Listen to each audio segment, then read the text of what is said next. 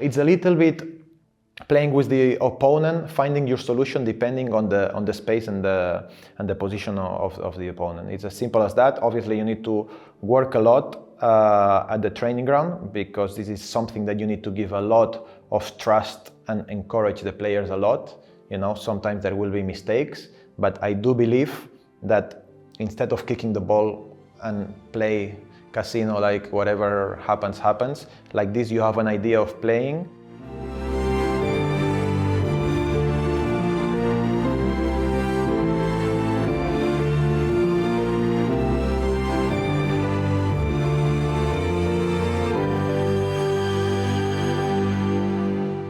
As a young coach, you have your ideas, you have your experience from other managers, from your time as a player, and I've been now 4 years studying, a lot of systems and see what can be right for different teams and for different type of players. And me, obviously, I like to build from goal kick. I like to build in a 4-2-2-2. It's something that I think if you do it well, most of the times you will come out quite well. Why? Because you play with the center backs in this type of position. The goalkeeper is also one more player that we need to use in case they put a lot of pressure. And what happened? You'll use the build-up, the two midfielders very close to each other, never on the same line. Depends if this guy has the ball. You want him a little bit deeper, coming inside, so you can play that triangle. If this guy has the ball, it's a little bit the same. And you always have to find the third man. And I think if you work on it well and you train it at the training ground, it's something that it's very, very well capable of happening and working really well.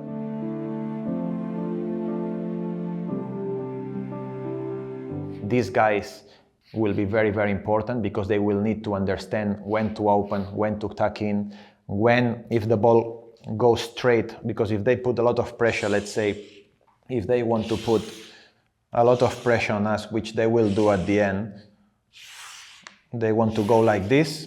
This is where, ball, goalkeeper, center back, pass to center back. If they put a lot of pressure, is where this ball needs to go here. We are jumping a line because we attracted the pressure, which is exactly what we're waiting for. We're going to fishing.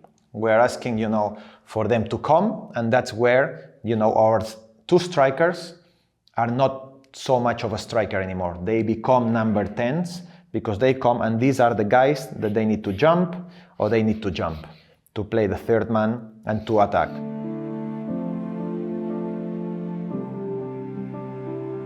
Well, for me, the midfielder, obviously as a midfielder myself, is a position that it's vital in the system of my game and of my players. I always think that 60-70% of the battle won in a football game, it's in midfield.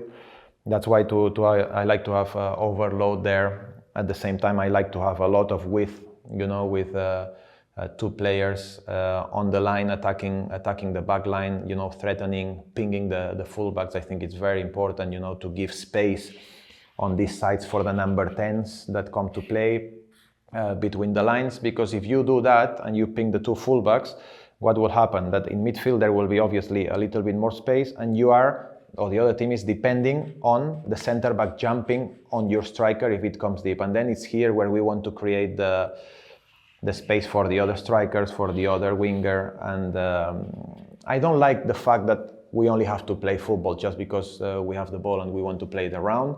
The main objective, and we are trying to build this way and attack this way, is to attack here as soon as possible. This is my biggest objective. I don't like to have the ball just to have it.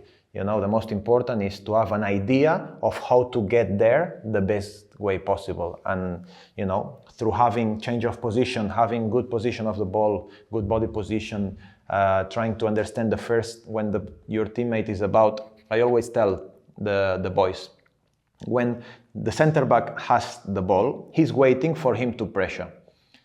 The moment he needs to understand, the moment when he's in trouble, that he needs to release the ball. This needs to be a sprint acceleration of 4 or 5 meters to get away from him, that he doesn't have time, and then is where you have to play one touch, and you can play forward. because my obsession is to play forward as a midfielder. This is what I've always loved, because I like to attack and I like to have the ball, you know, in the final third, which is where you win games.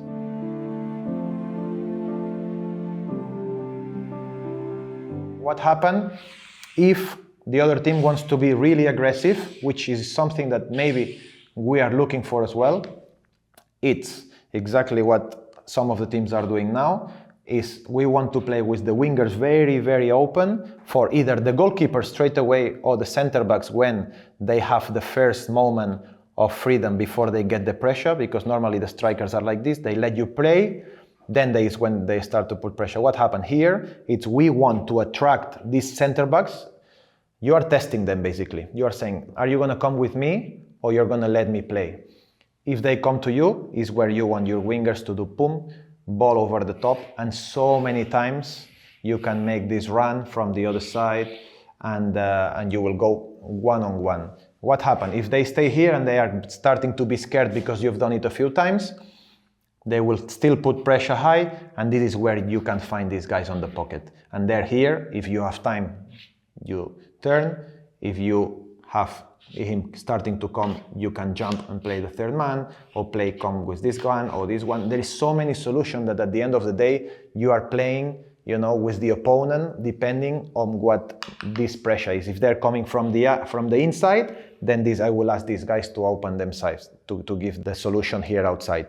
If this guy is a little bit more outside, you can play inside. So it's a little bit playing with the opponent, finding your solution depending on the space and the position of the opponent. It's as simple as that. Obviously, you need to work a lot at the training ground, because this is something that you need to give a lot of trust and encourage the players a lot. You know, sometimes there will be mistakes, but I do believe that instead of kicking the ball and play casino, like whatever happens, like this you have an idea of playing, and if they don't want to press, which can happen as well because they are starting to be scared of what you will do, these two midfielders will stay with your two midfielders, with two strikers instead of jumping to the midfielders, and then you already have here a 5 against 2. If they want to jump a little bit, it will be basically, look, 6-7 against 4, and that's where the build-up will be very, very easy. But it all depends on which part of the pitch you are. But building up, this is some of the systems that I think can work very, very well.